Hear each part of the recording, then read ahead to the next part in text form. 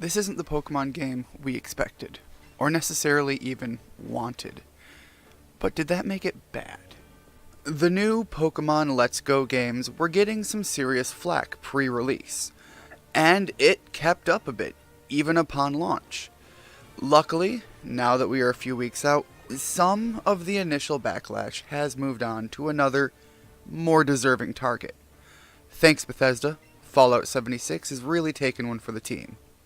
Now, I've been playing this game a lot lately, and have come up with a few thoughts of my own that I'd like to put on the table, which, because this is the internet, may mean I'm walking myself right up to the gallows. There is a lot in this game that does feel off, and while I could focus solely on the negatives, as I often would, I really like Pokemon. It's one of the game series that has always brought me comfort to play. So I want to do what I can to try and focus more on the positives where I can. This is a game I want to enjoy, and the more I play, the more I can see that result being crafted. The game has plenty to offer, and I'm seeing more joy in it with each passing session I spend playing it. So, to start off, I want to talk about one of my favorite things in the game, the Pokemon. More specifically, the models and how they're used in this rendition, especially now that they have transitioned to a main console setting and are getting more show than, let's say, the old N64 Stadium games. Seeing them here in full 3D on my TV, following me around and letting me interact with them is a joy. This was one of my favorite features in the past several entries with the Pokemon games. One of my favorite uses of this interaction setting originated in Soul Silver and Heart Gold, where you could walk with the Pokemon. All of them, not just Pikachu, which, don't get me wrong, I love my little yellow wall outlet mouse, but there's more than just Pikachu that gets a lot of love these days. In Heart Gold and Soul Silver, when you interacted with whichever Pokemon was following you, you were treated with a little excerpt showing you how they interacted with you as a player and the world around them. This was great, and being able to see that interaction in a different way in the Pokemon Me feature from X and Y, where you got to actually pet, feed, and even enjoy some mini-games with our favorite pocket-kept creatures of potential world destruction, this was also a welcomed treat. While this game doesn't have the Ami feature with all the Pokemon, it does have something similar with your partner Pokemon, which actually seems to make the interaction with that one even more special, all while still letting the player interact with their other Pokemon in the field, much like in Pokemon Heart Gold and Soul Silver. The best thing about the interactions this time, for me, is that it includes riding some of them. I think to some, this might be less of a high point than it was for me. Way back in the day, for my first playthroughs in the red and blue days on the OG green screen brick we all know as the Game Boy, I was a huge fan of Growlithe and Arcanine. If anyone remembers the original anime opening, Beyond the Theme that is, you may recall a scene where Ash was seen running alongside an Arcanine.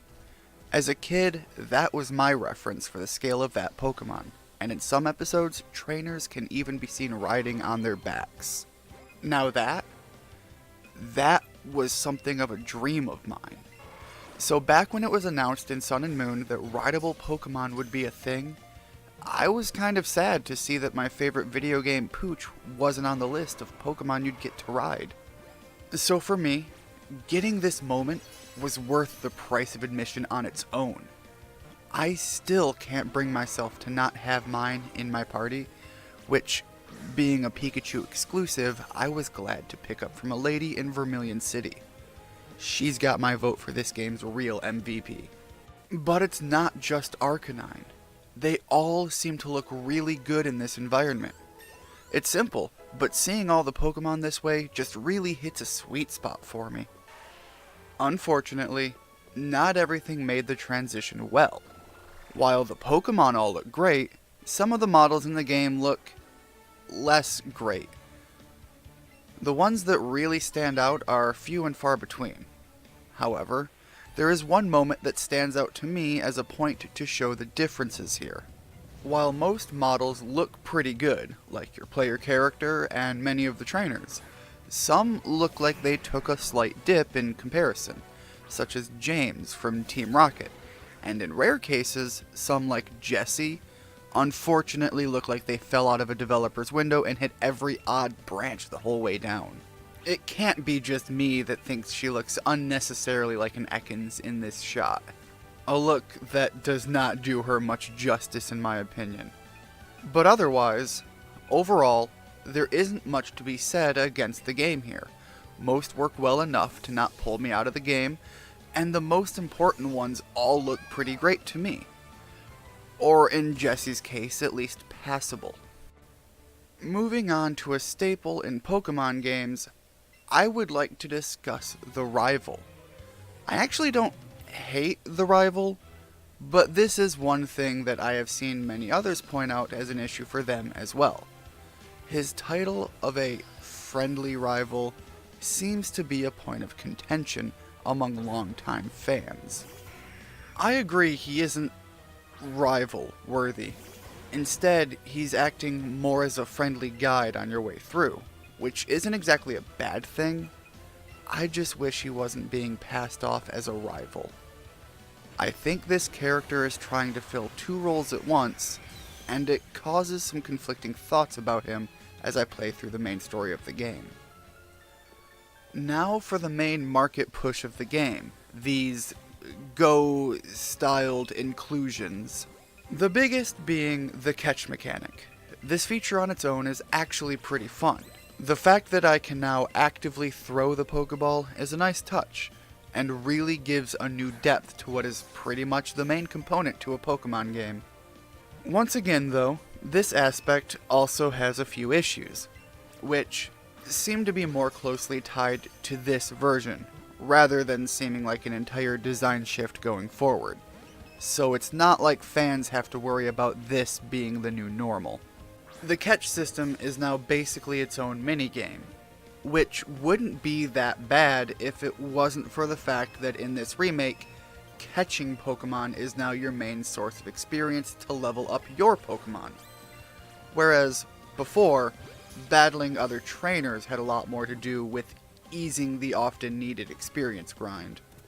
Situations where this catch minigame mechanic seems best integrated would be when trying to catch specific event Pokemon, such as the legendaries, which all now get their own short but sweet cutscene, something that a few other titles recently have gotten, and I hope never goes away. In these catch modes, you need to first defeat the Pokemon before you are treated to the opportunity to catch them. While I think this setup could use a little tweaking, this does feel the most like what I would imagine the mechanic should be. One last Go add-on piece I want to touch on is the Pokeball Plus. This little add-on device seemed like a really cool idea, and from what I've seen people do with it, I have to say I agree. It seems like an awesome concept. It is pricey, but it only brings positives to the overall experience. When it works. I purchased my Eevee edition as a bundle to include the Pokeball Plus, but unfortunately in my case, it hasn't worked right since day one. The most problematic issue I have is with the motion sensor within the controller, which, given the importance of that feature in this title, is a pretty big part to have fail. You see, mine has this never-ending leftward drift that requires a constant rotation of the Pokeball to counteract, leaving it mostly useless outside of taking a Pokemon for a walk. And you bet I went to work with my Arcanine the morning after getting her. So while I bet the device is really cool, mine has been more hassle than it's worth. I got in contact with Nintendo support over the product once already, and was advised to give it a bit of time and see if any early on patches would fix my device. It sounded to me like because it's a new product out in the market, they weren't sure if the problem would be widespread, or if it'd even be a hardware issue or not.